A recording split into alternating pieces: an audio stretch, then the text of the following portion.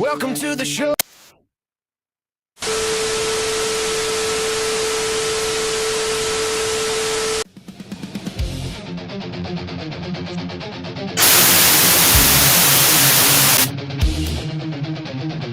Welcome to the Stick to the Plan podcast. Joe, this is Russell. Michigan's elite political podcast is about to begin. Live from the birthplace of the Republican Party. Doesn't necessarily represent the whole Jackson GOP. Right? So sometimes I'm like, this is my show, not I'm this is that's my past, not for it all. That's pretty hopeful about that. So, but the party is all about it. It's my past. I'm fine with that. Now more than ever, it's time to Anyway. stick to the plan.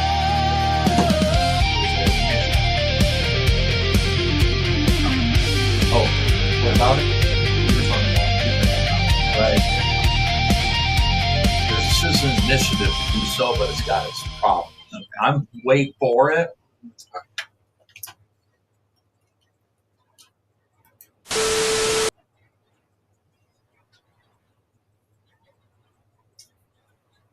Well, we're here, but Rumble be rumbling right now, so give me just a second. Are we here? That was a short intro, Kevin. No, you just weren't listening here. I know. I was talking to today's guest.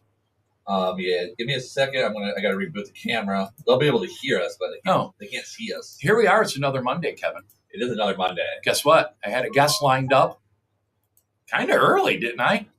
Oh, vaguely. Oh, there we are. There we are. There we are. Yeah, you know how I am. Sometimes it's over the weekend, but today's guest, I think I scheduled it midweek or so.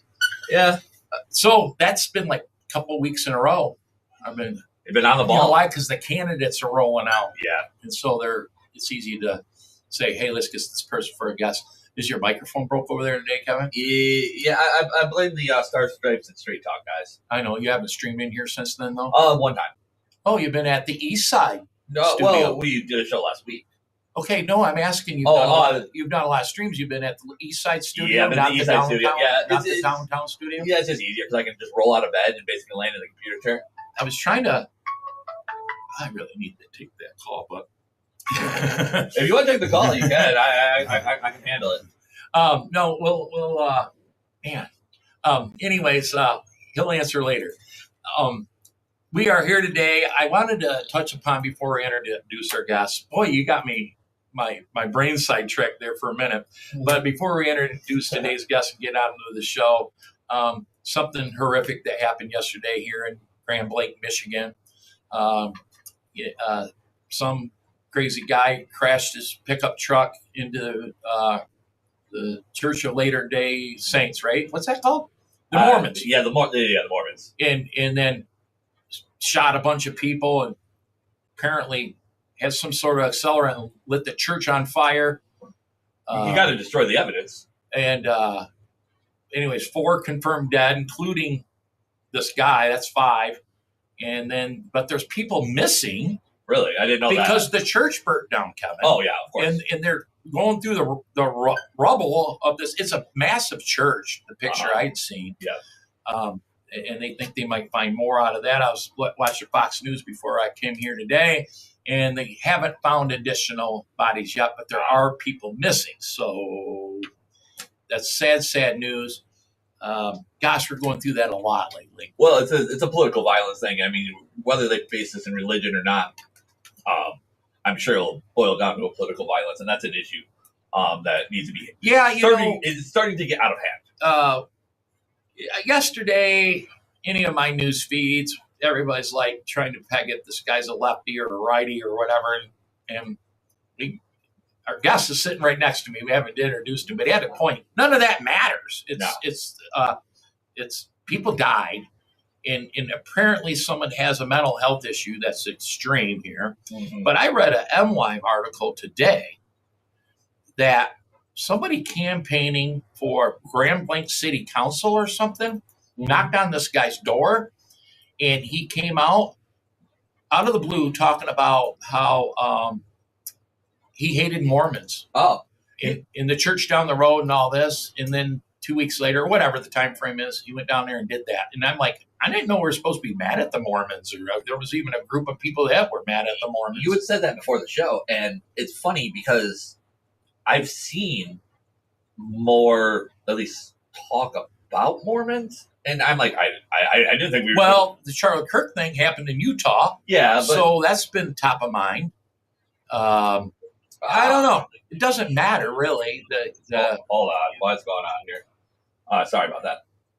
Is everything going to heck today? Yeah, it's going to hell. I can tell our guest wants in. Yeah, so I'm going to introduce him, and we'll get on. I had the wrong microphone on too, so we sounded like we were in a tin can. But we're good now. We're good now. Fix it, Kevin. Are you new? Yeah, this is my first day. Oh, yeah. Introduce our guest. All right. We have a guest today, Kevin, thankfully, and we have a newly announced, not grand officially announced, but newly announced candidate for State House seat 47.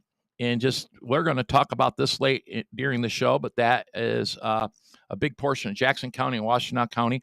And today's guest is Justin Griffis. He is sitting next to me, and Kevin will bring you up on the magical screen today. There he is. We're going to introduce everybody to Justin today, and we're going to talk about his campaign and why he wants to run and things like this. How are you today, Justin? I'm doing okay, Russ. How are you doing?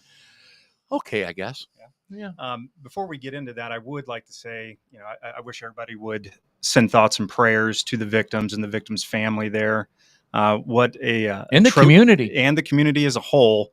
What a just heinous event that occurred yesterday. I went to 11 o'clock mass at my church in Dexter, and when I got out of church, I got into my car, looked at my phone, opened X, and that was the first thing that popped up. Terrible. And right now we live in such a politically divided country that the first thing people want to do is pin blame on one ideology or the other. And I would just hope that people would not rush to judgment. That's something that we, say in the law, don't rush to judgment. The facts will eventually come out as the investigation goes on. Let that happen. The main thing is that a lot of people lost their lives, and a lot of people are affected by the loss of family members. Yeah, so thoughts and prayers go out to them in the community. Is huge as Yes. well. And Kevin, I've got our monitor has something in the way of our screen, like some drop down, says Microsoft something and all that. I don't think it matters on the stream, but we can't see All right, give me a second. see ourselves. But Oh, I see what you're saying. you There you go. prior to the show, you and I were talking about Justin, and it was annoying to me yesterday. People trying to peg whether it's a leftist, because a lot of the leftists are going nuts. Charlie Kirk assassin, and others. And I kept thinking that's not important right now.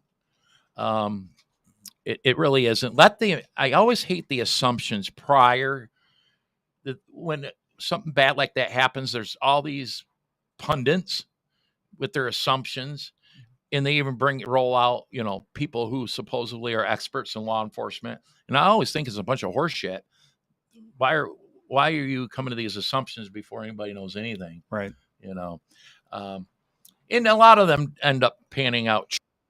I will say the Grand Blanc police chief, he come out like 2:00 yesterday afternoon, come back out at 5, come back out at 8. And I think he's done an update this morning. And this morning had, maybe a lieutenant from the Michigan State Police, some FBI, and Governor Whitmer was there talking about it, which she probably should be, I guess.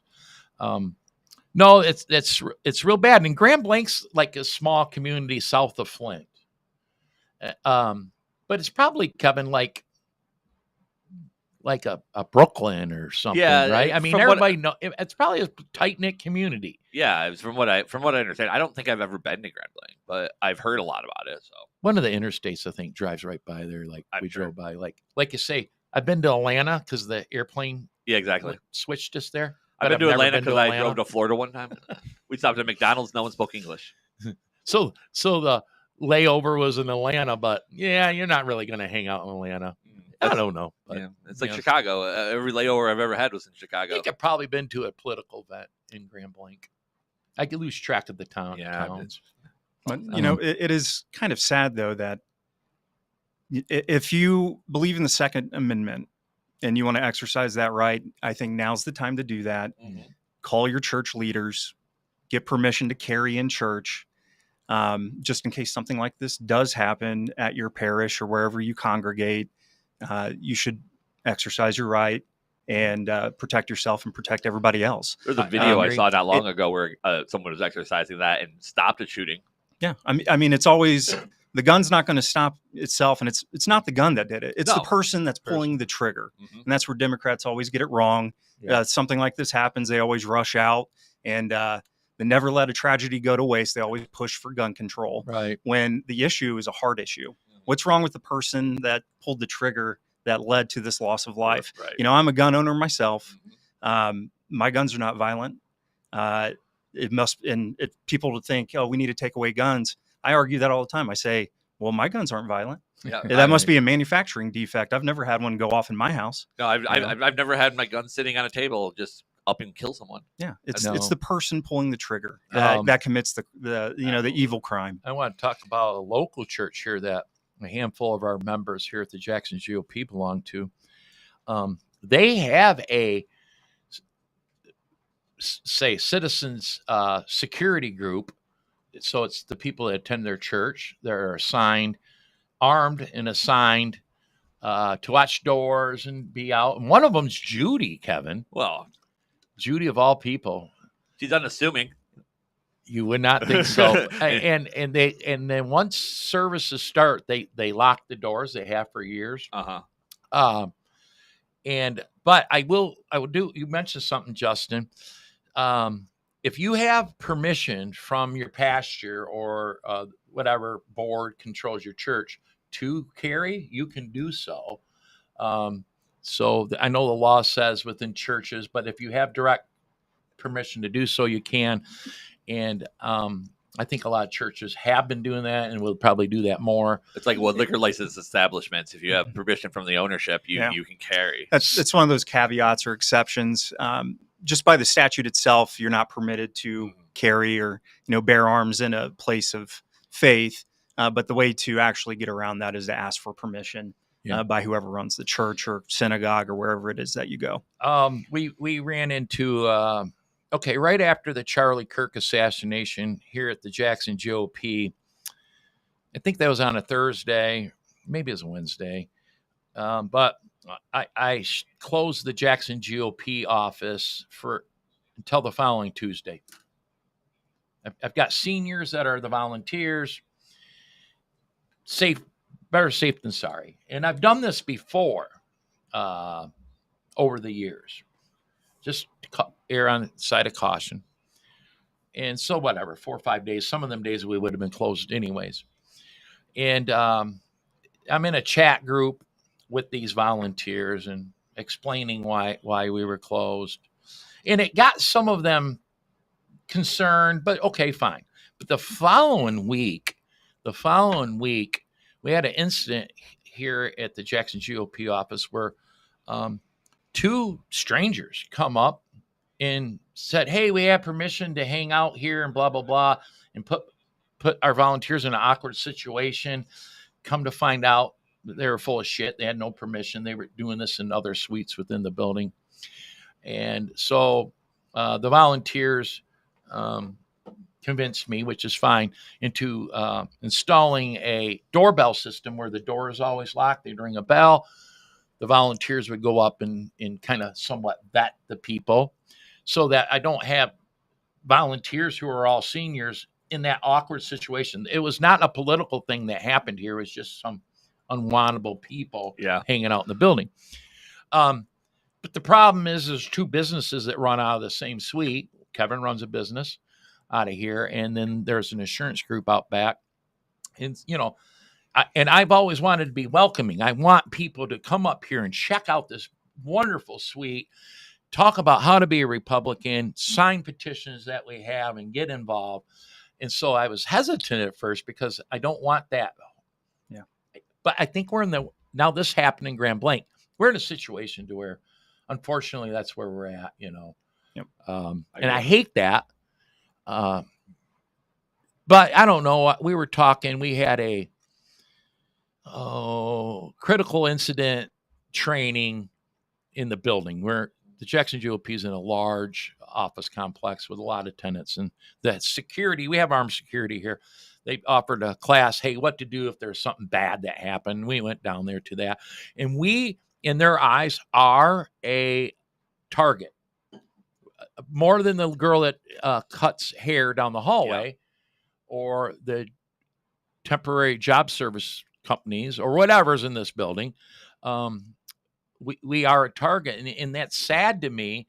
But I think over the years since I've been the chair or in leadership, I over the abundance of caution, have closed the office out of that fear. I think that's responsible, though. I mean, I don't want to be scared.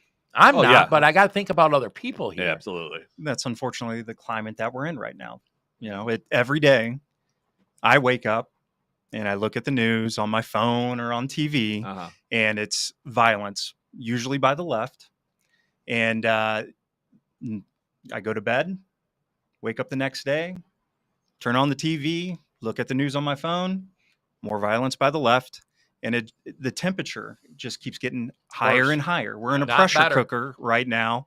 And hopefully we're able to bring the temperature down at some point and don't reach a point where we actually explode. Yeah, I hope the boiling point doesn't come, I see. Doesn't come at all, but it doesn't come soon, I hope. I see on some of the conservative podcasts and talk shows and stuff, they're predicting it to get worse in the next year. Oh, of course. With the indictment of Homie Comey and other indictments probably to follow, the left's going to twist that into, well, you can't imagine what they twisted into. The things they come up with, Justin, is amazing. If you know their playbook, you know what they're going to do. It's all projection.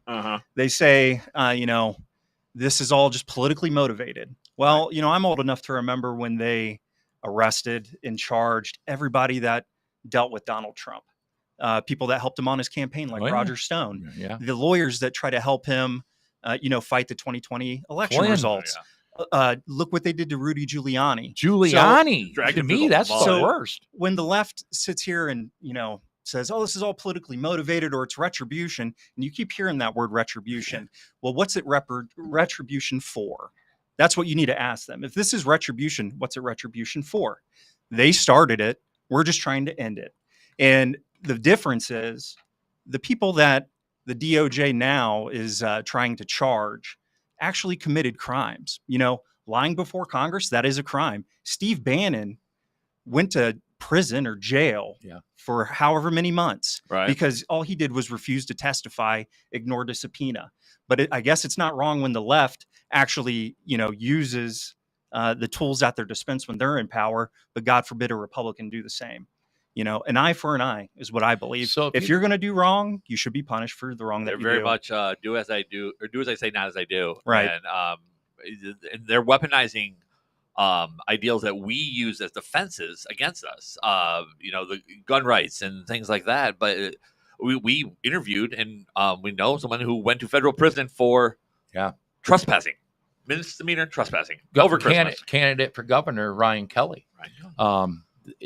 They purposely did that. He was the front runner in many projections for Michigan governor, and he did attend January 6th, and he never entered, never damaged anything. Moved a barrier, I guess, or something. Moved a barrier, made it to the steps or something. Yeah. And he spent 3 months. They raided his house with his young family, beautiful wife, raided his house 6 a.m. like they do. Hauled him off, 6-8 months of court proceedings, the whole 9 yards. He gets sentenced to 2 or 3 months in federal prison, had to go to Wisconsin over Christmas. Over New Year's. And it's not like he couldn't handle it. But I always think about his family. His children, his wife, children, his father, tots. His mother. Even, where's Dad? In the way they probably think of FBI agents now, they're corrupted. He's going to raise good, solid children that understand, but that's a horrible thing. And they did it to take him out of lawfare. running Lawfare. It's the epitome of lawfare. For Michigan governor. Yeah, if you go against what we say, then we're going to put you in prison. We've had Ryan on this show. By the way, we're ahead of ourselves here. Yeah. And that tells me that we're going to have a great show. Okay. Usually helps.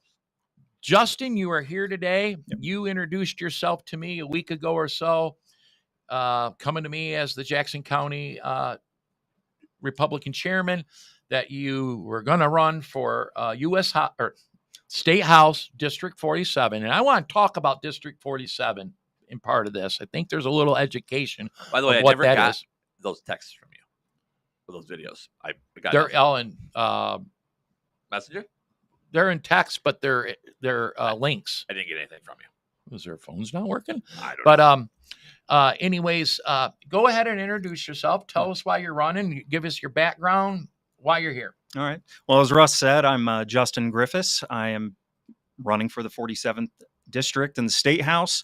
I'm originally from Ohio, and everybody I meet up here, I say, try not to hold that against me. I didn't go to Ohio State. I went to the University of Dayton for college. Dragons, right? That's the single A or double A baseball team, but yeah. Yeah, okay. I just, for some reason, that always stuck with me. It's I think it's like the farm team for the Cincinnati Reds. Okay. I'm from Sidney, Ohio, which is directly between Lima and Dayton, right off of I-75 there. As I was saying, I went to the University of Dayton, played college football there for 5 years. After I graduated with my undergraduate degree, I attended law school there at the University of Dayton. I really love the area, love the campus. Never really planned on leaving it. The goal was to become an attorney, move back home, open a practice, maybe one day run for a judgeship and retire, and then get buried. After I died, get buried in the local cemetery, Graceland, over there.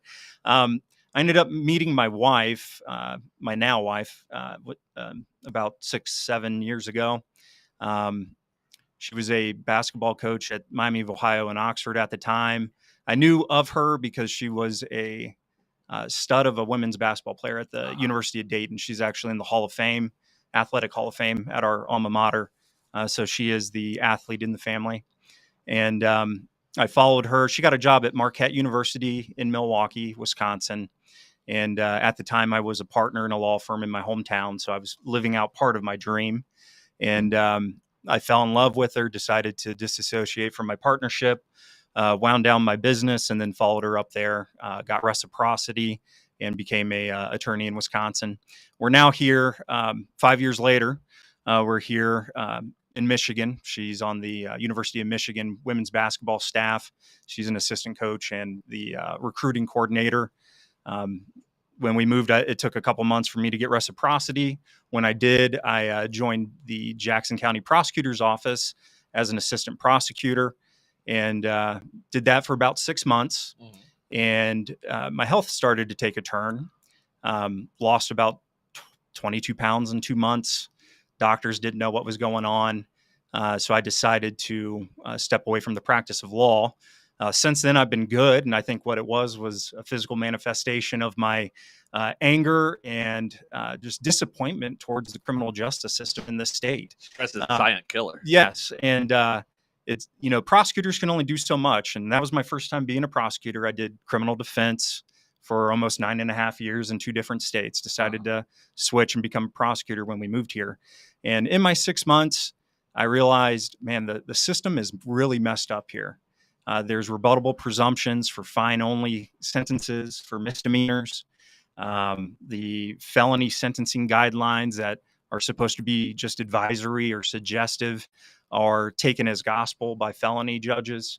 And when I was looking at those guidelines, they're really, really skewed to make criminals end up back out on the street.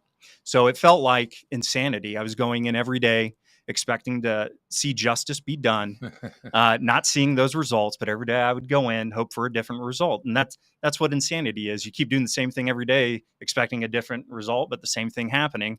And I think that's what caused me to lose weight, which, the silver lining in that is it's like a natural Ozempic.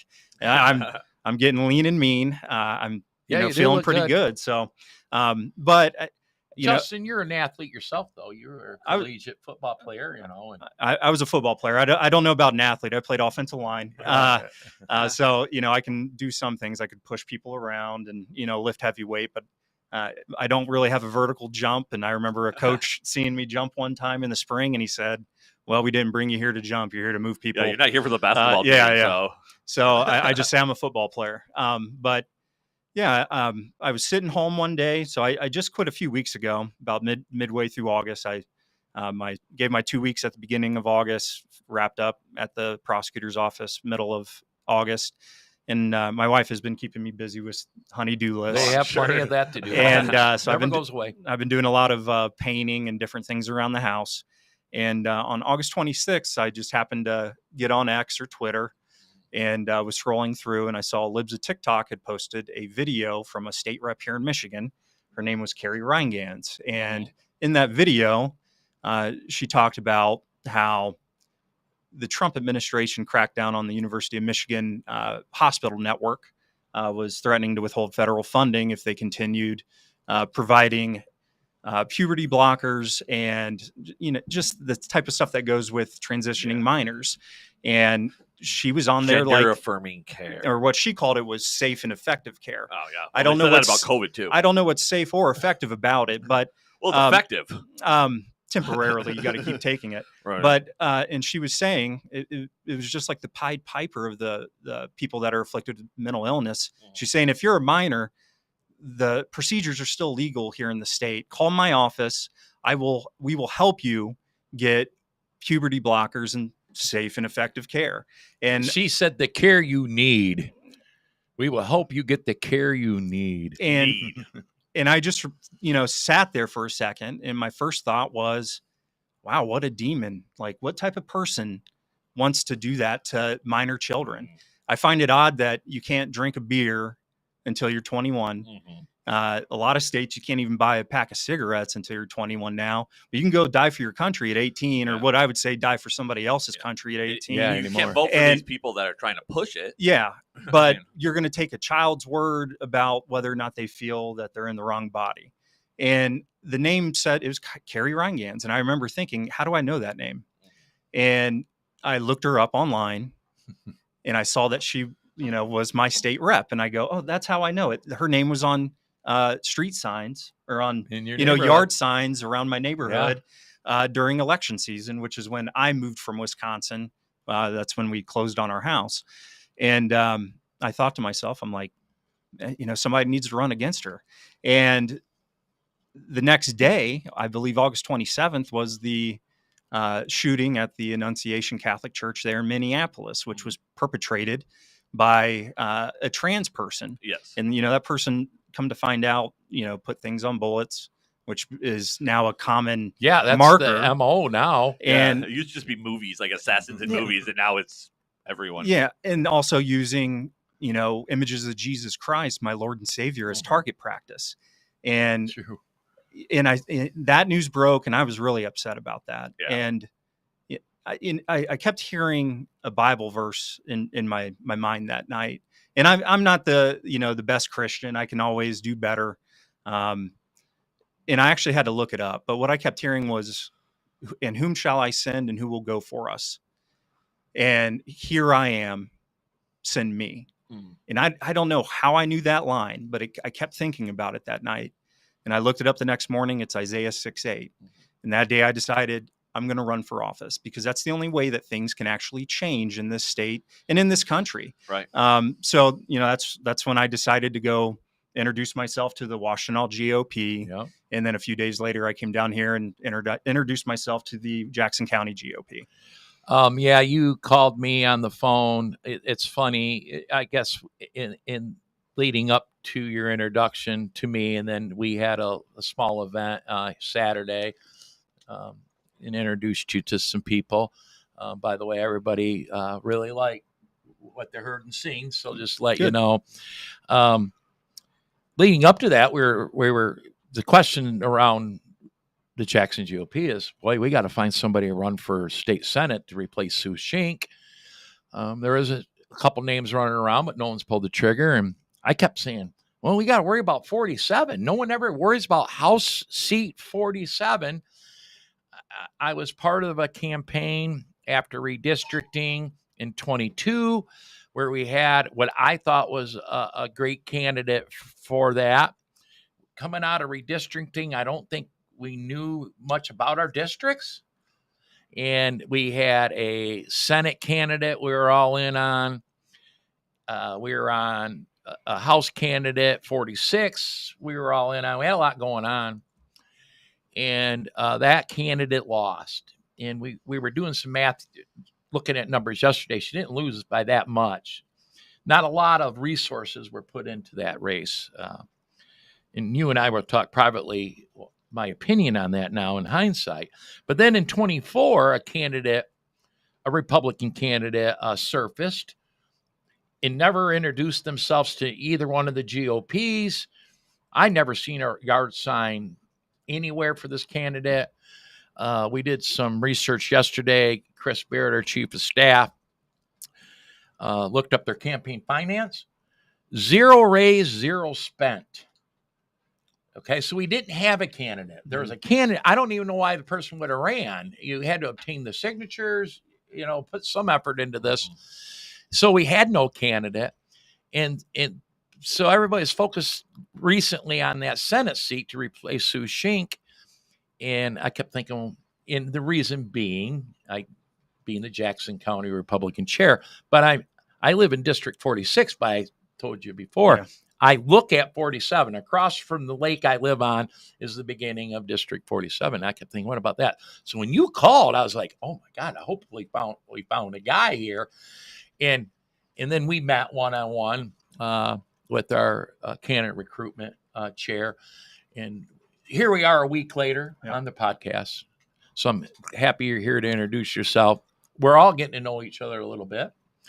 I like the background. The statistics that I was getting for a Republican to win that seat, I never looked into them myself. We were always told that it's a Republican's impossible to win that seat.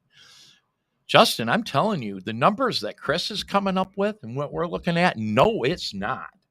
No, it's not. I do not know where or how they develop those numbers, but the way we've come up them numbers, this is a variable winnable seat.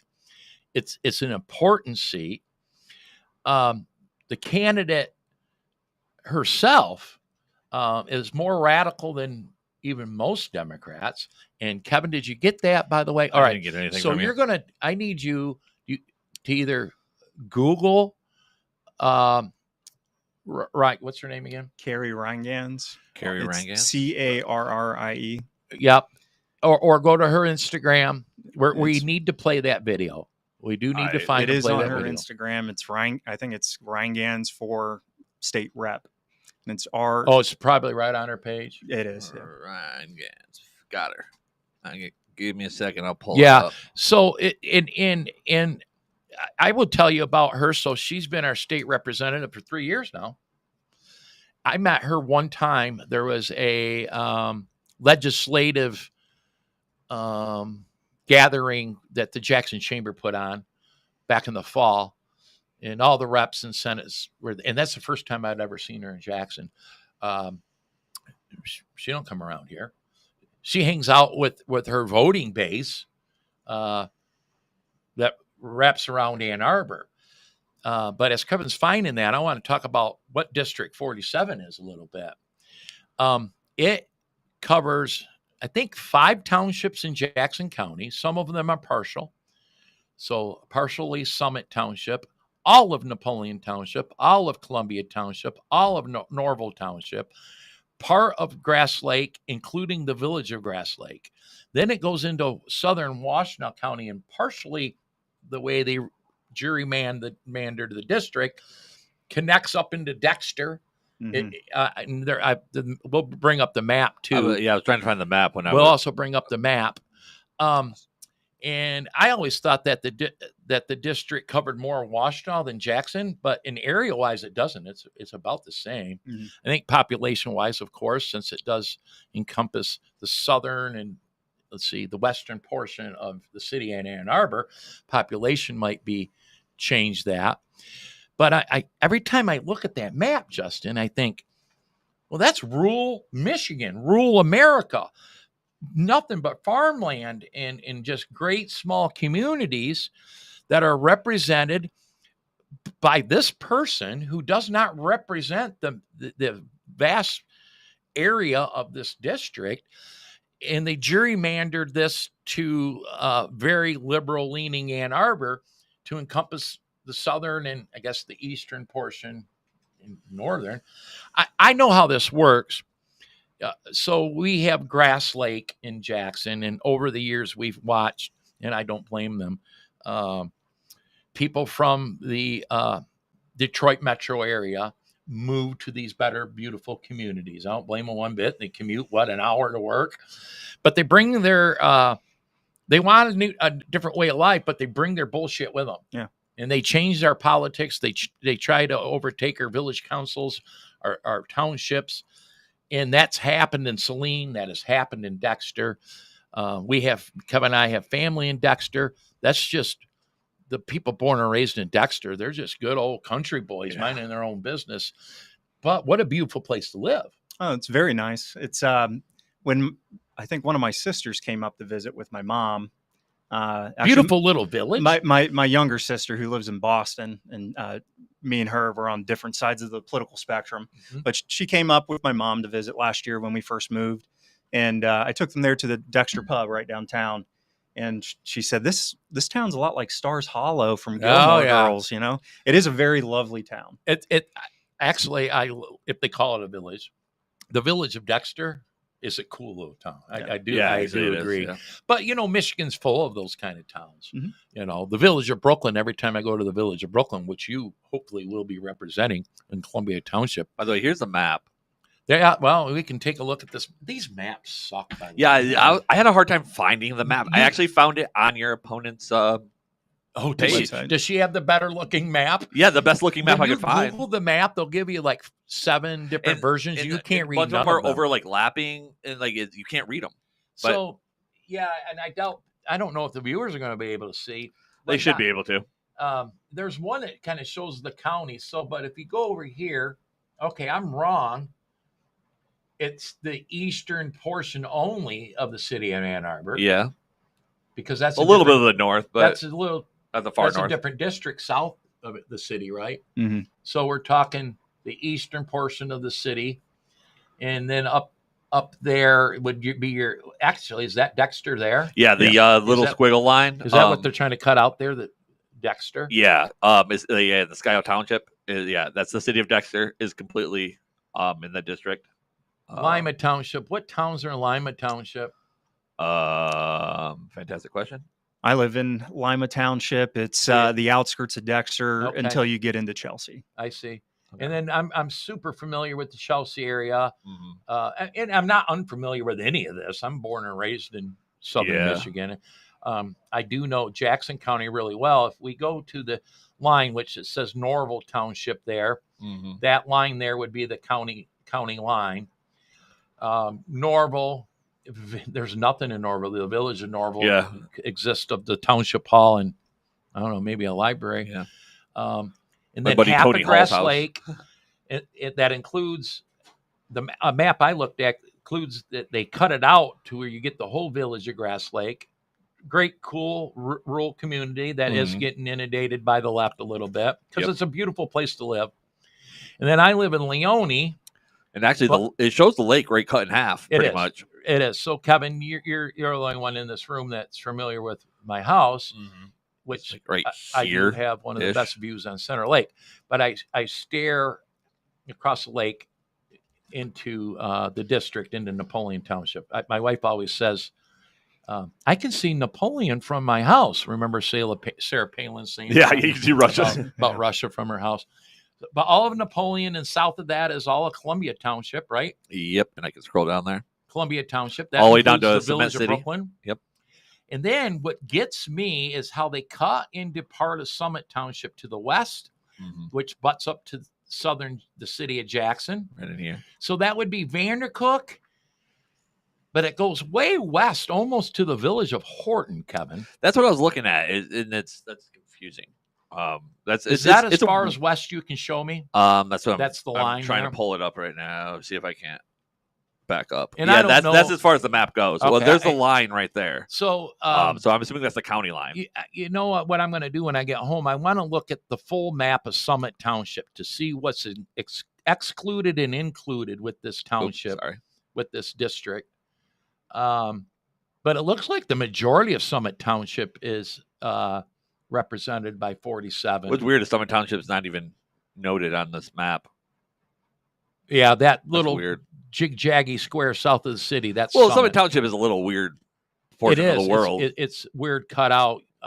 If you can see there south of the city, how it's cut, the city's cut in. It's not square like the rest of us. I just noticed. Oh, there it is.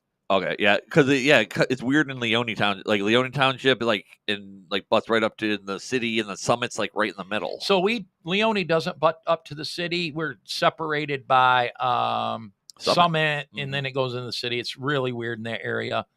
I live it every day. Yeah.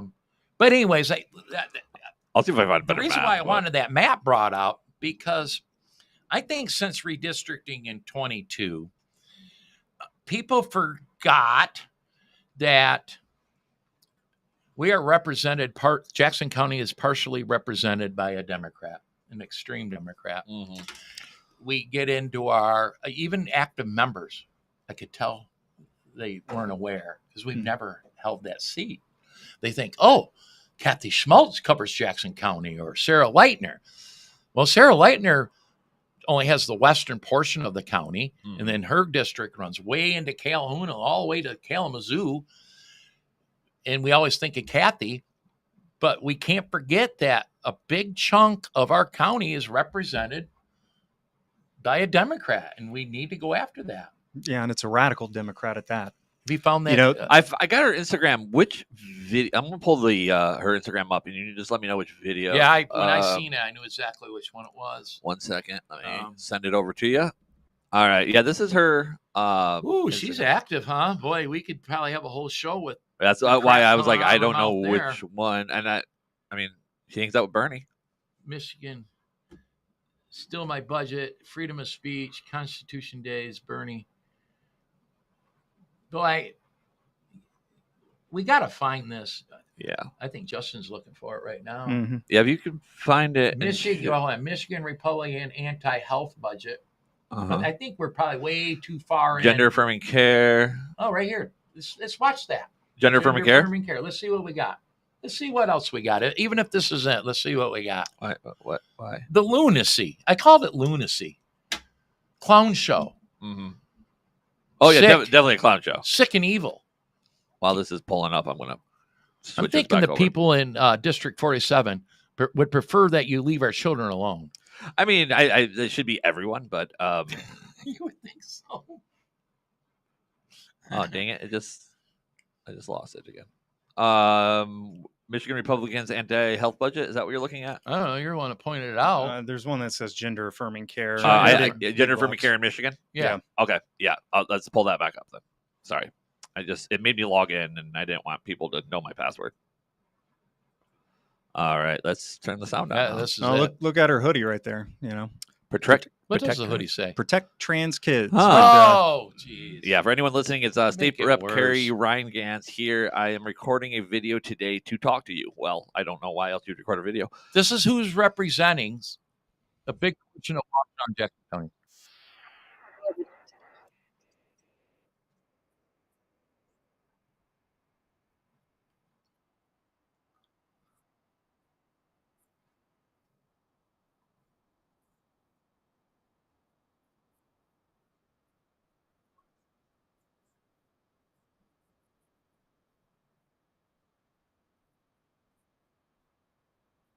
Grown ups.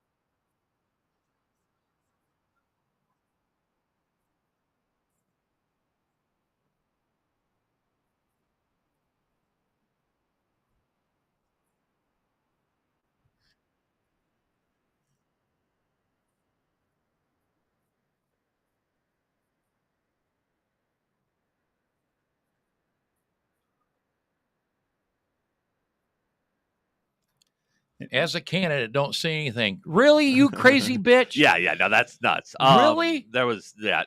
Well, here's the issue. Call my office. Will help you mutilate yourself Yeah, and fuck up your life. I'm sorry. Yeah, I'm no, you're triggered right, here. though. I'm triggered. Me and Kevin will be you triggered bring for a up the minute. parents, That's what you're thinking. but you're really averting the parents. Not to mention, she brings up the Medicaid, Medicare thing.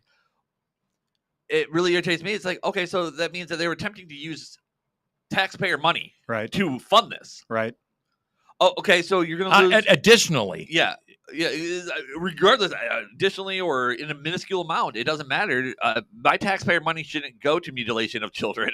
And even your own money shouldn't go to the mutilation of No. children. But let's make add an insult to injury here and have the taxpayers help pay for it. Yeah. Call my office. while averting We'll parents. we'll pick you up in a car maybe and take you right to your services. Do you have to tell your parents, by the way? I mean, eventually, Because I I've guess. heard that you can just school counselors sometimes just Some states you do, some states you don't. Yeah. Well, and the big push from Whitmer was she would always go back to the women's rights and women's bodies. I'm like, well, it's not a woman if just because they want to become a woman. Well, but it's a whole different spectrum. I'm a simple man. Yeah. And I think when I look at people that hold office, if you deny objective reality, Yeah. you should not be in office. You should not be making decisions for anybody, let alone, voters Yeah. and taxpayers. And also you should not be anywhere near the levers of power. It's clear denial of objective reality. There's only two genders, male and female. Mhm. You can't change your biological DNA. And I find it funny, Democrats during COVID and even now say, follow the science, follow the science. Yeah. Well, which science do you want? Is it just the one that you agree with? Because when bowing to this false ideology of transgenderism, you are denying science, basic, simple biology. Yeah.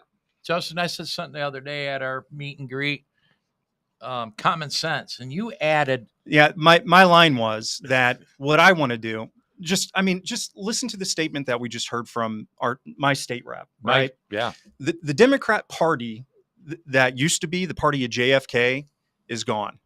Okay. They Right. lost their soul. The blue dog Democrats, the Democrats that used to believe in the Second Amendment and freedom of speech, they're gone.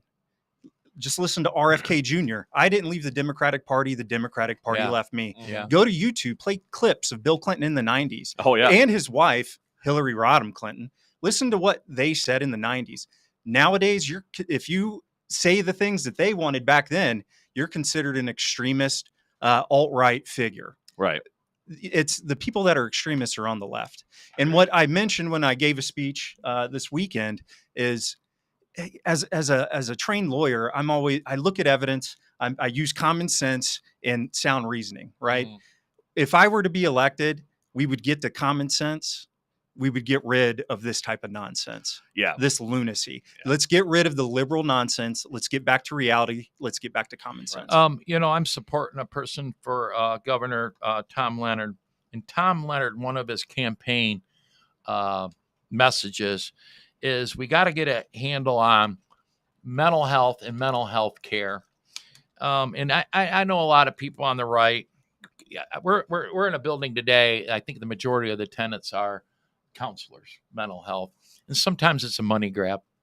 Yeah. But I think the mental health that's provided now lean more towards people like her, unfortunately. Mhm. But reality is mental health. If you've got a child, a teenager, thinking they're a boy and they think they're a girl, you might.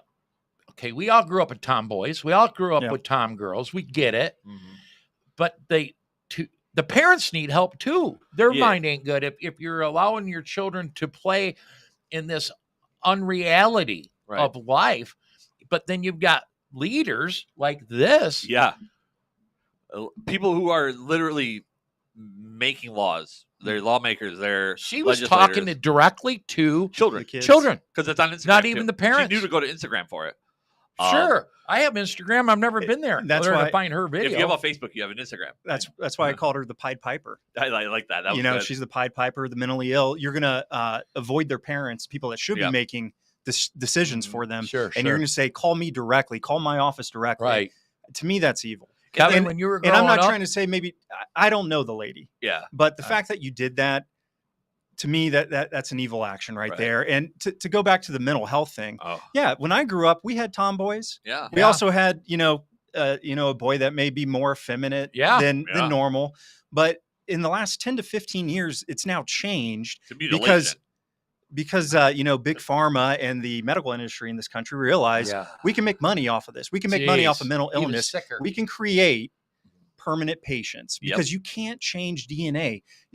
If you stop taking those hormones, guess what? You start reverting back to what you really are. But the problem is that you start reverting back, but there's a permanent damage. Yeah. I mean, there's been no long-term studies on it because it hasn't really existed that long. But we've seen in the last, you're still never quite right. And I don't think you can ever go back to baseline either. No, a lot of people end up sterilized. Yeah. Oh, Absolutely. And then also the suicide rate. We do know this. The 40%? suicide We do. rate does not change. no, The people before, a transition surgery, it's 40%. Yeah. Suicidal ideation.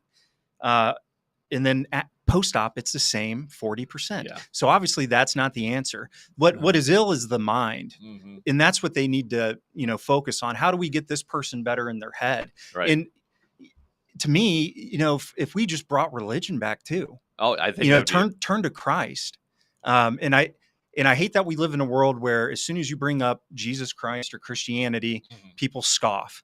Yeah. And I it's a sad state of the world that we're in. And I think that goes back to, do not take the Lord's name in vain. It's not just saying Jesus Christ when you stub your toe. Right. It's also if you, wince and feel repulsed when you hear somebody talk about Christ. Uh-huh. Yeah. You were talking about the 90s real quick, and it reminded me of a American classic movie starring Arnold Schwarzenegger, and this little boy said it perfect. Oh, hold on. I have it muted. Kindergarten Cop. Yeah, Kindergarten Cop.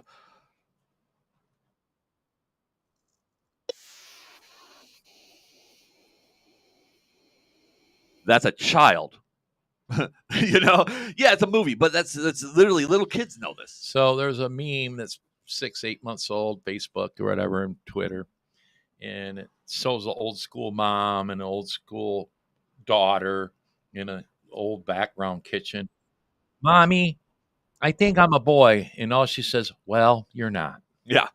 Well, like we Well, during you're not. our meet and greet, they brought up, my son wanted to be a dinosaur for the last 3 years. Right. I mean, there was Kevin, a lot I of think things. there was a point when you wanted to be a I'm dinosaur. sure I love dinosaurs to this day, so it's very, very possible. Yeah, and I remember well, you can't be a dinosaur. Yeah, though, Kevin. and I just growled at you, and then you're like, whatever. And then guess what? I don't want to be a dinosaur. It makes me wonder when you were a teenager, and the world was nowhere near this. When you're a teenager, under any circumstance, if you or Grandma Betty or anybody would have said no, and you took it upon yourself to call your state representative, Hey, can you make me a dinosaur? Kevin, I would have ran you over with the car. I'd hope so. I mean, this is where we're at here. Yeah. Parents need to quit being friends and start being parents. Yeah. Amen. And Kevin, you and I had a friend relationship, but I was also a dad when it was time to be a dad. There's a balance there. Yeah. I know too many parents that want to be your kids' best friends.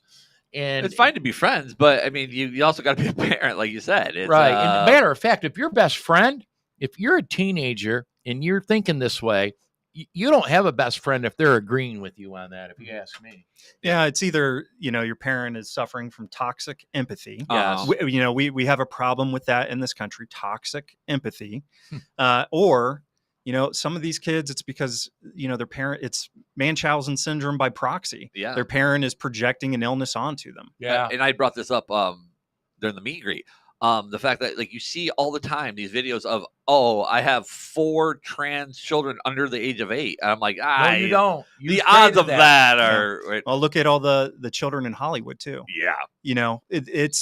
It's a social contagion. Is Yeah, what it is. It's a fad, honestly. That's Yes. a problem. But it's in a the schools, it's a fad. permanent fad. And actually going back to the mental health, and I've spoken to you about this a little bit. And I've actually changed on how to present it to you. So I don't think there's a viable way to make this go away. It's kind of got to peter out. It's got to, burn itself out. And my long-term stance has always been, if you're going to do this, you need to speak to a psychologist or a therapist. And those are, in my opinion, the only people that should be able to actually prescribe these medications, these procedures, whatever, because at least there's an insight into the mental health, because it is a mental health issue. At the end of the day, I mean, it's body dysmorphia that, with mutilation, which, it literally is a mental health disease. Yeah. And, on a personal note, the way I feel about it, nobody under 18 should be able to do it. I agree. Never, under any circumstance. I think under 25. Exactly. I mean, you can't even rent a car until you're 25. So if you're going to... But you can decide to change your... when they're 18... call Carrie. 18 months old. Yeah. I saw a video the other day. She can't help me with my car insurance, but she'll help me get my children's messed up. I saw a video other day where somebody was being interviewed, and the interviewer said, well, when did your child let you know that they were actually a boy, not a girl? And the parent said, oh, as soon as she could talk, 18 months. Yeah, just right how crazy is that? But just on a personal note, the way I feel about it is that, to me, any medical doctor that performs these types of surgeries and provides this type of safe and effective care should lose their medical license. As a lawyer, I took an oath upon passing the bar. And if I were to, violate ethical rules, I could lose my licenses. And doctors do the same thing. They graduate, they take a Hippocratic oath. Yeah. And one of the lines that they say in there is, do no harm. Hypocritical, maybe. Yeah, that's what it turned into. But that's a question I would pose to the doctors. How are you not committing harm by maiming these people, and especially children, removing body parts, and also sterilizing them? How is that not harm? You're creating permanent patients. Absolutely. So to me, if I had my druthers, I would strip any doctor of their medical license and then also charge them with felonious assault. And the word you just said was nailed it perfect. Ethics. It's not even a legal issue necessarily, because ethics is it can be it can be a very broad topic, and your ethics different, my ethics different, this ethics. But at the end of the day, harming children should be a strong. That used to be a bad stance. thing. Yeah, it used to be. Now it's the cool thing to do. That's how you get TikTok clicks. Yeah. Yeah. That got us fired up. Yeah, it does every time. You should listen to my other show. Something that I just think I've learned about you, Justin, is, which I kind of like in a way, is that you're new to Michigan, but you stay politically on top of things, because of your beliefs. But you're not don't know Michigan politics well, county politics well, or the Republican Party politics, which to me I think is somewhat as an advantage, because you can run on your principle, not on what we've created over the years or whatever we're into. I guess that's a hard one to explain. But I do want to ask you, have you been keeping track of the state budget lately? Not really. I did see a couple weeks ago that the GOP found a bunch of, money, waste, fraud, and abuse. And it was supposed to go, I think, to 4,200 ghost jobs. Ghost jobs, yeah. And, equaling billions, I thought. If one question that every citizen should ask is, why are our governments not more transparent with how they spend our hard-earned money that we have to give them in the form of taxes? Every citizen should want every form of government to be audited. Where's the money going to? Because if you don't look at that stuff, a lot of waste, fraud, and abuse occurs. So the State House, late in the summer, proposed a budget. We control the State House. Republicans control the State House by a few. Democrats control the state Senate, and of course the governor's ink pen. Yeah. And thankfully in 22 we took control of the State House to stop some of the hemorrhaging, and that's all we've been able to do. We can't really pass anything with a Democrat crazy Senate and the governor. But the governor was lined up with the State House on somewhat with the budget over fixing local roads because she ran, what was it, 7 years ago on Fix the Damn Roads. Yeah. Now she took out a huge loan, and that's how we fixed a lot of our interstates. If you were to drive, especially in the Detroit area, prior to 4 or 5 years ago, you couldn't hardly do it. They have spent a lot of money on our interstates and bridges, but we've neglected our local roads. And you've driven in Jackson. Yeah, I was going to say, when they're going to get to Jackson? Jackson's worse than Washington. All that, and Washington in the city in Ann Arbor ain't no good. But the Washington County is way better than Jackson County. Yeah, every day I would come into work, and I couldn't believe how terrible the roads were here in Jackson. It was like, what I imagined the roads in the Middle East would be like just kind of bombed out and chipped away. I found giant potholes everywhere. I just read that the worst roads in the nation are in Maine, and we're 7th. I always thought we had to be number 1 or 2. But 7th out of 50. I mean, that's not the worst. But as a township trustee, and I pay attention to county politics a lot. The money's not there. We have no money. Unless you pass a special millage to fix your local roads, they're not getting fixed. The county, they've designated county roads and local roads. County roads are some of your main roads in your community, and then your little neighborhood streets or township. They provide little to no money to fix them unless you pass a millage. But anyways, they had this plan to start funneling more money down, at least to the county level, to fix our local roads. Late last week, they announced we've come to an agreement on the state budget, and we didn't get as much as we wanted, but we have funding for roads. But they're going to funnel it through MDOT, which is the most corrupt Michigan wasteful thing ever. You probably won't be able to comment on this, not knowing, but it's just my opinion here. They need a mechanism to where this extra money they found through the waste, fraud, and abuse and ghost jobs that they want to eliminate or should or will eliminate directly to the counties, from the state government to the counties. You siphon it through MDOT, we're never going to see nothing. That's my prediction here. Yeah. So I publicly put that on a Facebook post.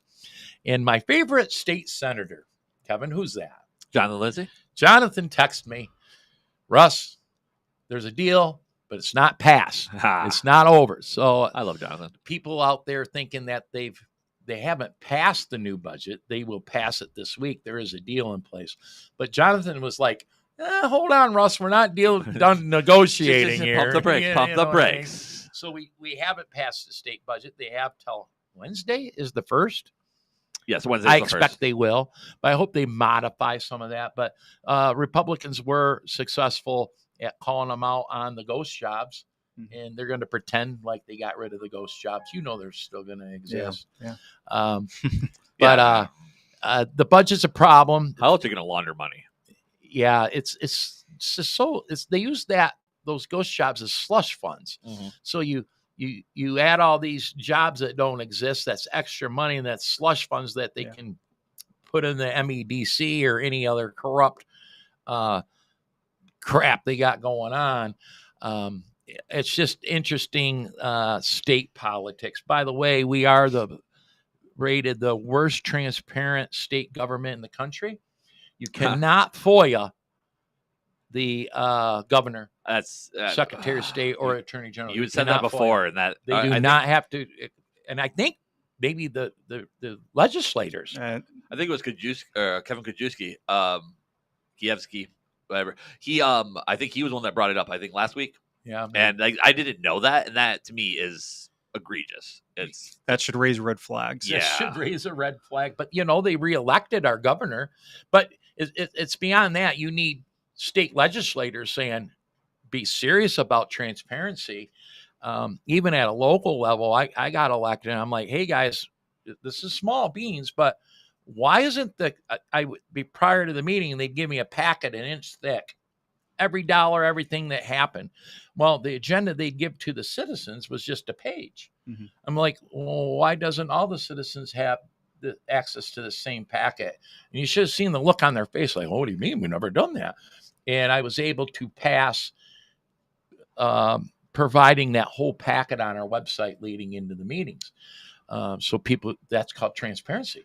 There's nothing I read that every citizen shouldn't be able to read. And the same thing goes to state government. Now, if you want to sit down and read it, it's beyond me. I mean, but at least it's got to be available. Well, I would think they're just hoping that people remain ignorant, because I a lot of people do not pay attention to local and state politics. Yeah. So there's a lot of room there to get away with a lot of funny business.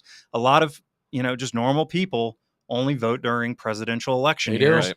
and people are not really informed. And I think it's on I think purpose. some of it's Schools, it's burnout on citizens, a little burnt out. maybe, but Yeah. I think it kind of goes back to education as well. Yeah. They don't teach civics in schools No. anymore. No. People don't understand how governments are supposed to work or how they actually work.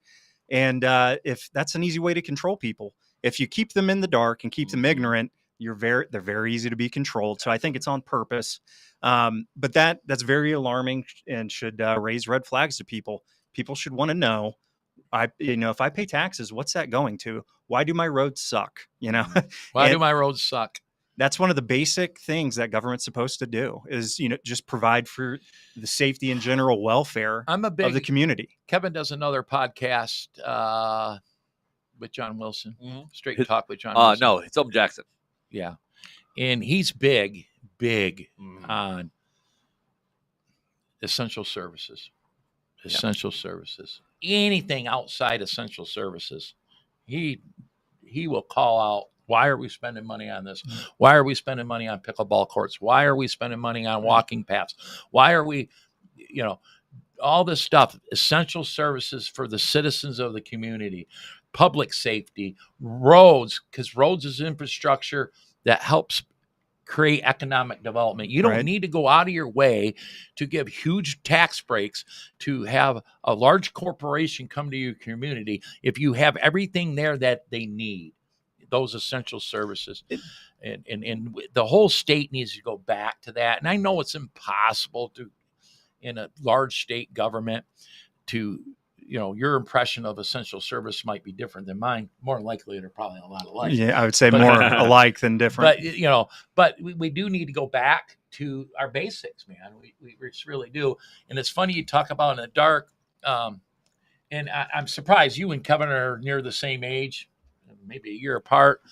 And it's refreshing to see a person your age that's an attorney. So many attorneys are leftists in this community. It's weird. I know every attorney's read the Constitution, right? Yeah, you got to read that in school. But Yeah. a lot of people, Did they forget? they hear attorney and they're like, oh, I'm a recovering lawyer is what I am Oh, now. right. I've decided to, for now, get out of the practice of law and find something else. But I look at it as a valuable tool to be able to read and write legalese. That's another thing I look You at. also have a political science degree, so that's That's the traditional route. At least Yeah, when I was most in school, do, that was right? the Yeah, I traditional think route to you're go to right. law school because of the Yeah. reading and I writing guess that would make sense. associated with it. But it's a valuable tool to be able to read and write and interpret and understand legalese. That's something I find funny too, is if you actually look at the statutes and laws in most states, the common person can't understand it. No. They're written Tough. by lawyers, and I think it's written in a confusing manner on purpose. And I just find that odd. It's funny because in my 10 years of being heavily involved in the Republican Party, you find yourself reading things that you don't understand.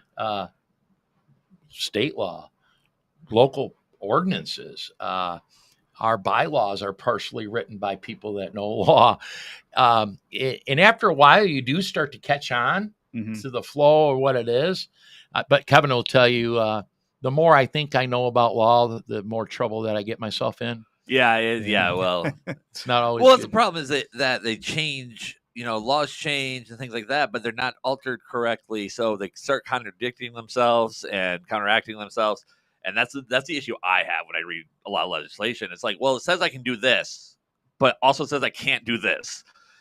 Yeah, you need to take the ambiguity out. Yeah. I mean, that's one thing when in law school, when we would talk about statutory interpretation, there's supposed to be a rule against ambiguity. It's you're not supposed to have a gray area. It Right. should be black and white. But a lot of laws and a lot of lawyers would tell you this. A lot of them are gray, and lawyers operate in the gray. Yeah, yeah. And that's on purpose. Yeah. I mean, and especially if you were talking about being a criminal defense lawyer.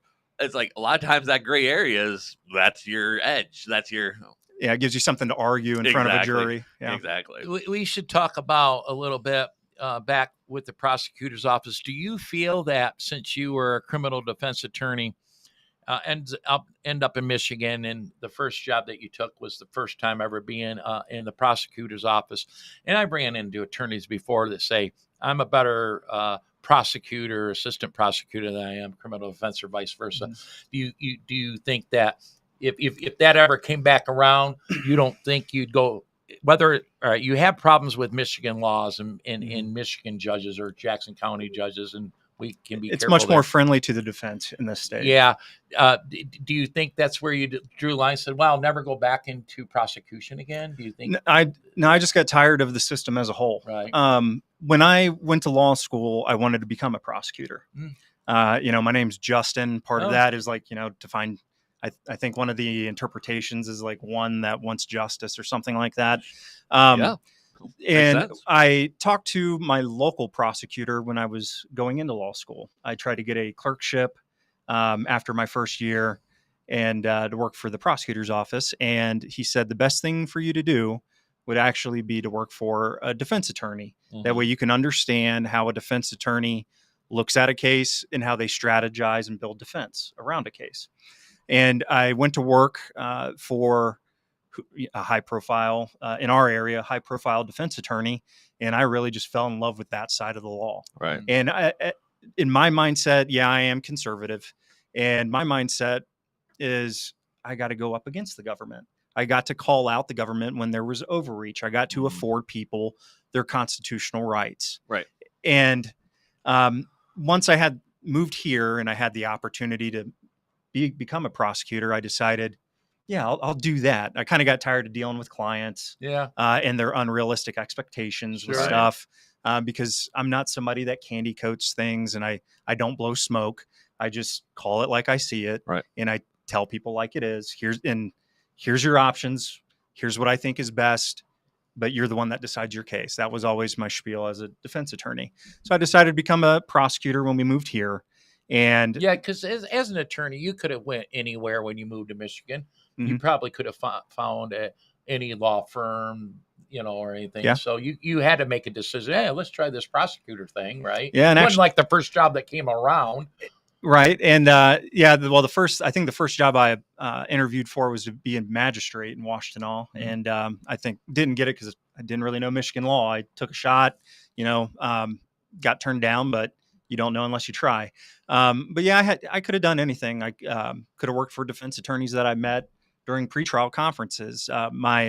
The last place I worked at in Wisconsin, my boss there actually wanted me to open up a satellite office here under that law firm's name.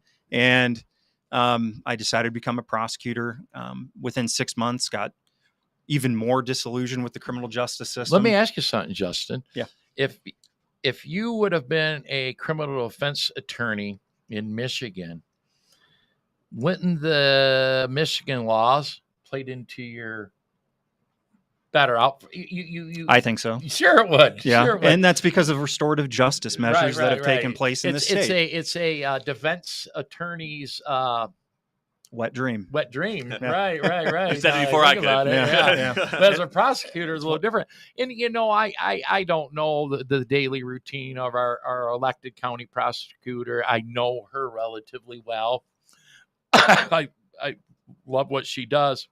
By the way, she talks highly of you, so that was nice.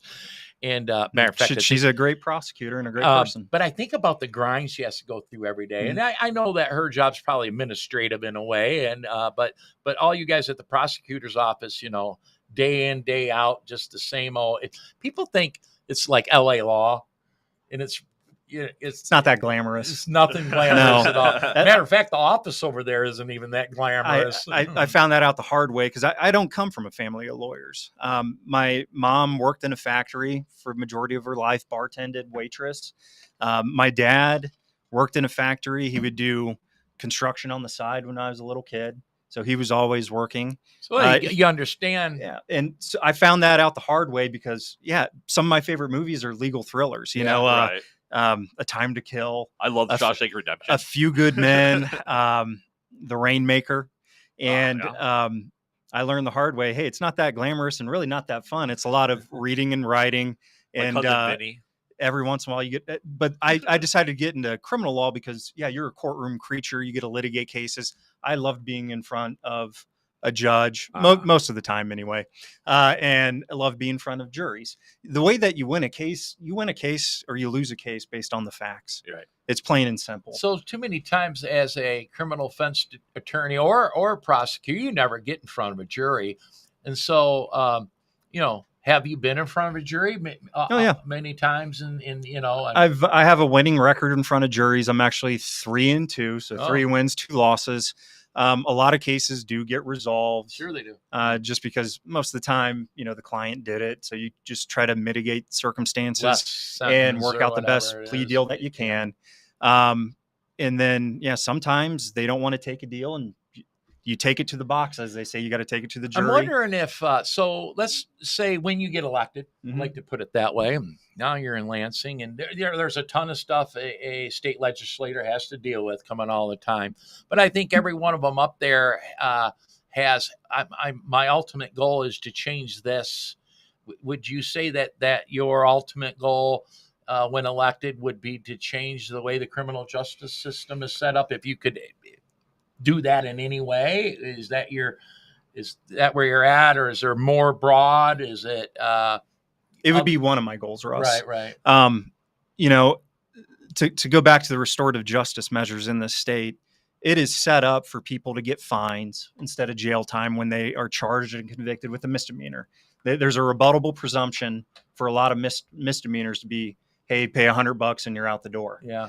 What kind of repercussion is that? We talked about this. Felony cases, because of the sentencing guidelines, it is skewed for somebody convicted of a felony, unless they have an absolutely atrocious criminal record, for that guideline to say, hey, suggest to the judge, give them a lengthy prison sentence. What I would like to do is see those guidelines go away. I would like to see statutory factors be considered by judges. Mainly, there's certain things I would want a judge to look at: the character of the defendant. So once they're convicted, what's their character? Are they gainfully employed? Are they a contributing member to society? Do they pay their taxes? Are they a parent? Do they have people that are financially dependent upon them? Yeah. Also, I want the judge to consider the facts and circumstances surrounding the case. What is it that they did? Are there victims? Mm-hmm. How many victims? Is that victim's life altered in any way? Do they now suffer from a physical ailment to where they'll no longer be able to live a normal life? Or is there a financial impact where, hey, this person, the defendant, took all this money away from the victim and now they're in financial ruin? And you just got to wait on criminal restitution, which you'll really never get out of a convict. Good luck getting blood out of a turnip, right? Exactly. And then the last thing a judge, I think, should consider, and what I'd want them to consider, would be deterrence. And there's 2 different types. There's general deterrence. So the judge would have to consider what kind of punishment or sentence could they fashion to get the point across to the public as a whole that this type of criminal behavior is unacceptable. And then the second portion of that is specific deterrence. What kind of punishment or sentence can I fashion to get the point across to this particular defendant that this type of criminal behavior is not acceptable? Right. That makes it a lot easier than what is in place now. Are you saying Michigan? Too many judges, though, cannot even look at the file of the defendant or face to face and just go, here's the case, blah, blah, blah. And there's Here- the sentence. here- It's 2 rubber stamp instead of a. What I'm saying, Russ, is that these guidelines that are now in place, Mhm. and also the rebuttable presumption, when it's rebuttable, that means the prosecutor has to argue certain points to tip that scale over into, hey, they deserve jail. Right. These are mechanisms that provide cover to activist judges. Activist judges are not only in the federal system. We've seen that with everything that's gone on with the Trump administration, but there's also activist judges at the state level. Right. And these things that are in place provide them with cover. Now, if you get rid of those things and you say, hey, let's make a felony maximum 5-year sentence, right? Right. So a judge can give them 0 days in jail up to 5 years in prison, give them complete discretion. They have to consider the factors I just previously laid out and state those on the record as to why they came up with the sentence that they did. What that does is shine a light on the activist judges. You'll be able to root them out and figure out who is soft on crime 365 days of the year, but then come election time, they're saying, I'm tough on crime. So I was just going to bring up election time. Being very involved in Jackson County and state elections. Of course, our judges are nonpartisan, but we usually identify Allegedly what we nonpartisan. think are conservative judges. Like in 24, we had one judge that we could put on our voter guide, because the rest we didn't know too much about on purpose. But I have noticed it's easy to say, well, we elect our judges. Ain't a judge in Jackson and don't sit up there for decades. Yeah. Decades, because no one really knows. There's no calling them out. My God, do you remember a year ago when that particular judge did this? That never really happens. The most notorious judge that we've had over the last few years is McBain. Yeah, but because he'd come over the he made national he'd news, come over the court cam, everything, and Court help Cam the TV, cops wrestle the defendant down, and Yeah. he'd lose his mind. Other than that, you barely even know who they are up there. Yeah. And these are elected officials. You elect them, Yeah. but you have no idea who they are. And part of that's because, like you said, they have that cover of, if you did call them out, well, it said here I could do this, right? Yeah, it provides cover because they'll just say, well, I'm following the law. Well, the laws need to change. A criminal justice system, it's not that hard to figure out how to fix. The punishment should fit the crime. Right, absolutely. It's very simple. And, my last straw was I was sitting in a judge's chambers doing a Cobb's conference, and that's where a defense attorney tries to reach basically a sentencing deal with the judge. And there's an older gentleman in his 60s that was charged with manufacturing and delivering fentanyl, a highly deadly and toxic substance. I'm sure that's the first time he's ever done that. No. He had a rap sheet going back to 1973. Oh, man. Consistent convictions. And, the defense counsel says, well, I want probation. The judge looks at me and goes, well, Mr. Griffis or Attorney Griffis, what do you want? And I go, what do you think? What do I want? I want prison. Yeah. This guy should be placed behind bars.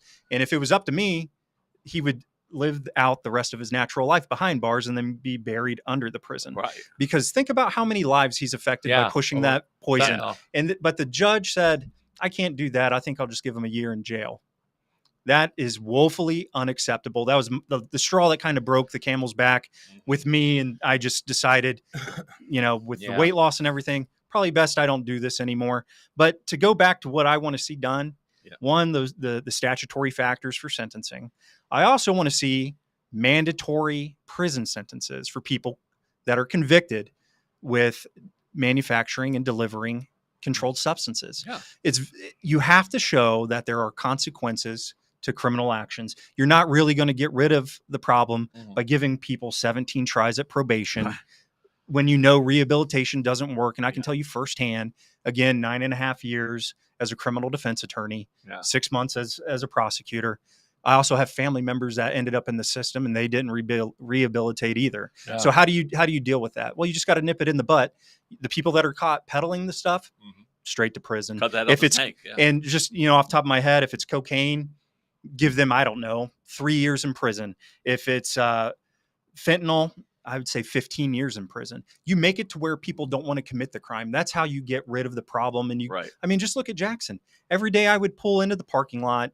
There's homeless people that you could clearly tell are afflicted with addiction, stumbling around. People, how do you get rid of that? I saw one leaving the meet and greet the other day. Yeah, you get Oh, rid good of it. spot for that. You get rid of it by showing that there's actual consequences. Right. You have actual punishment instead of this joke of rehabilitation that people have sold to the public.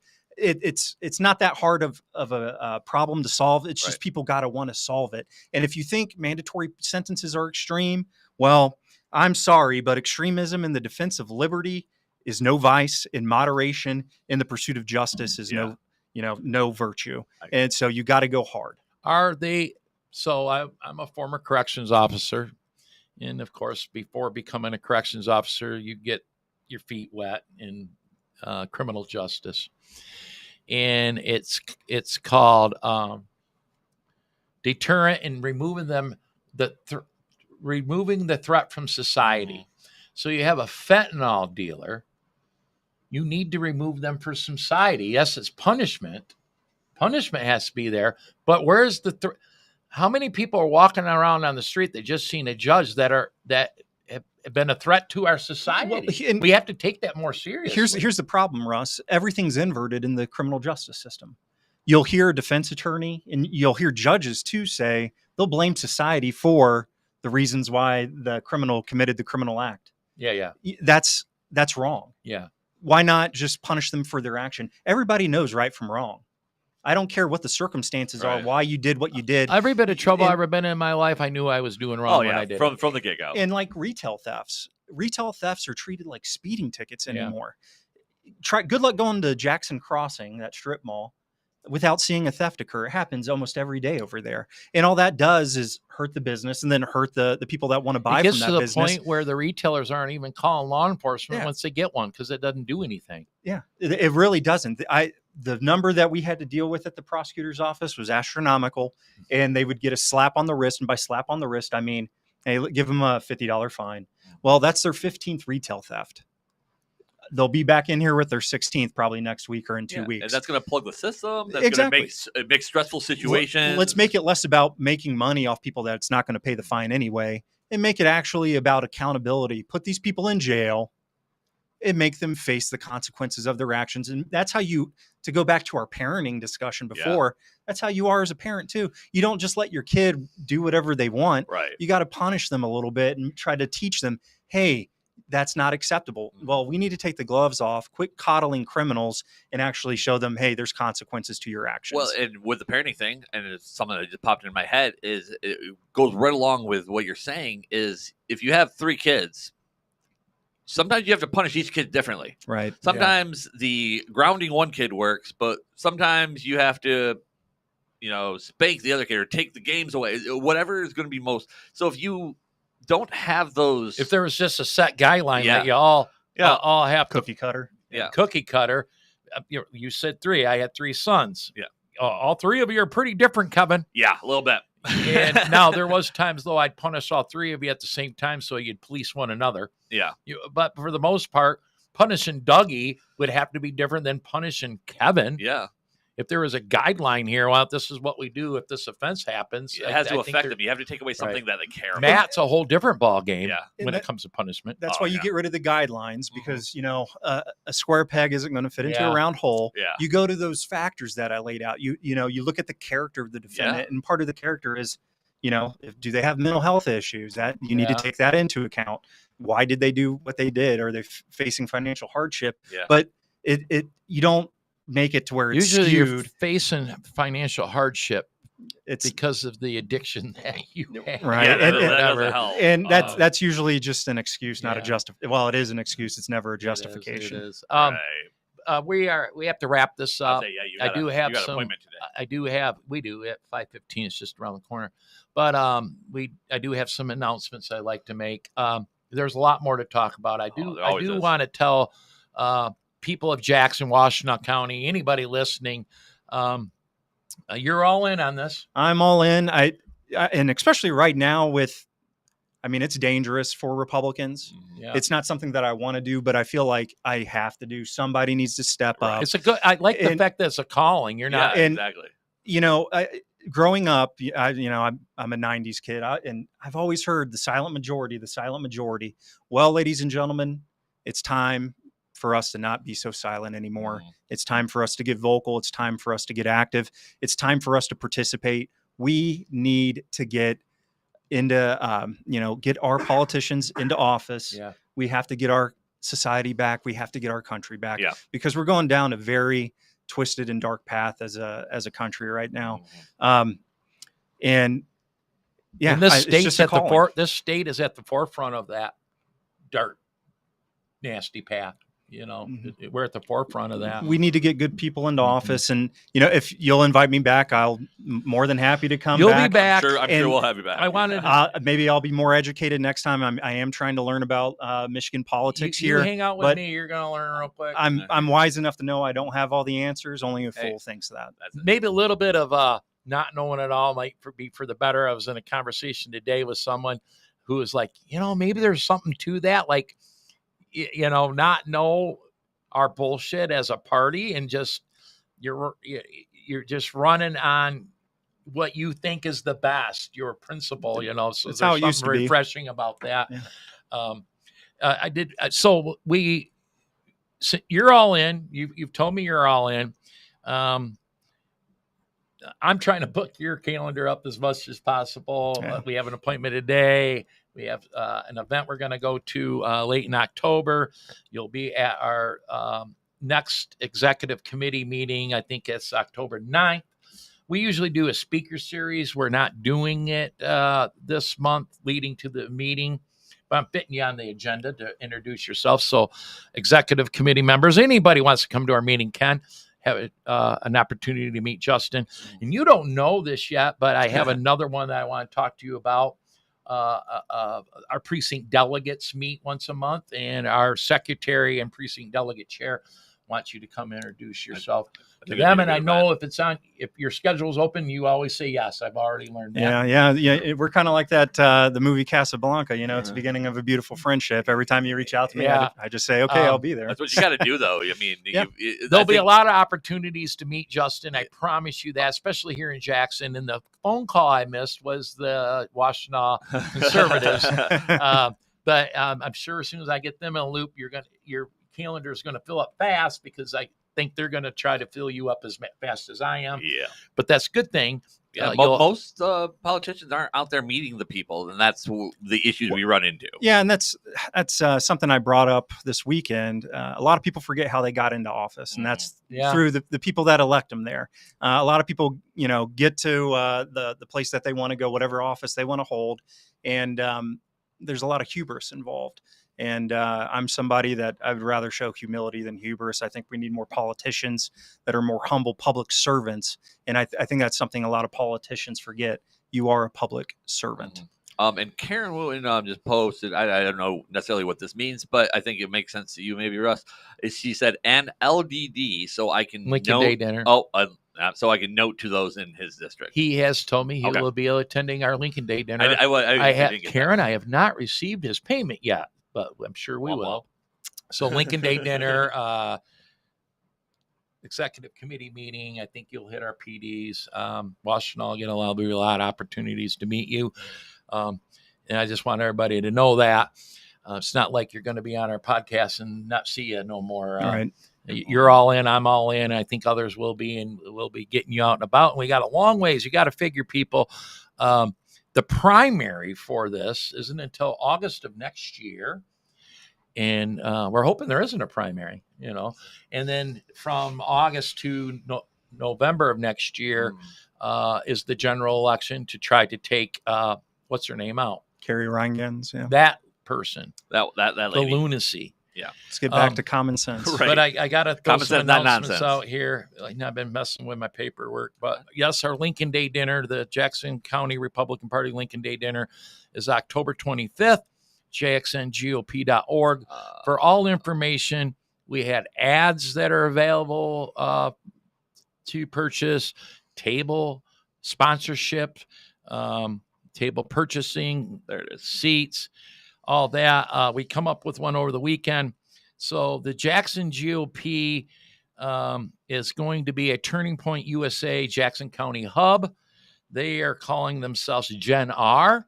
According to Turning Point USA, your club has a separate name, and then you use Turning Point USA. So Gen R is the Jackson County Turning Point USA chapter. That'll be located right here in the Jackson GOP headquarters. And we are looking for people to buy a table so that our Turning Point USA members can attend. They're young. They might not have the $100 for a ticket. We want it to encourage table purchases for our Turning Point USA newly put together. We're excited about Gen R. We really think it's going to be huge. There are a lot of youth groups throughout the state. This one's unique here in Jackson, tied right to Turning Point USA. Karen said she's going to set up a campaign table for you as well. Yeah, we already talked about it with him, Karen. So thank you. Karen is our treasurer and our Lincoln Day dinner chair. So November 13th, Doug Lloyd, candidate for Attorney General, will be our Under the Oak Speaker Series guest. There will not be an Under the Oak Speaker Series in October because of our Lincoln Day dinner later that month. There's too much stuff going on. But we come back in November. November 3rd, candidate for Governor Tom Leonard will be on the podcast, Kevin. Okay. I have that noted somewhere. The couple hours leading to that, there'll probably be some sort of luncheon with Tom Leonard for everybody to get together and hang out with him and enjoy lunch. Then we'll put him on the podcast. I don't have as much stuff as normal, Kevin, on here, so that's good. But everything you need to know about Jackson GOP is at JXN. Why am I forgetting? JXNGOP.org. JXNGOP.org. Let me get there. I there. get so many questions. Matter of fact, someone asked where they can turn in ask my tax petitions. And I said, you can do it at Jackson GOP office. And I put the link in there. What's the address? I give them the address, but I was like, everything you need to know is at jxngop.org. Absolutely everything. Everything. We have a pretty good website, so I say that every week. Thank you, Kevin. Thank you. Next week's guest, I don't know. We'll figure it out. You know, you and I need to do one, just you and I, one of these days again. Yeah, well, there's lots going on, so I mean, I know. I understand. Thank you, Justin, for being on the show. Well, thank you for inviting me, and thanks for having me. Oh, absolutely, and I'm sure we'll have you back as as everything gets closer. Anything else for us? No, I'm good. Anything you would like to end with, Justin? No, I just everybody have a God bless day. Absolutely, and guys, like, follow, share, do all the stuff that every podcaster tells you, and we'll be back next Monday with a guest of some type. So that's all we got for today, guys. We'll see you next week. You've been listening to a Grandma's Boy Media Production.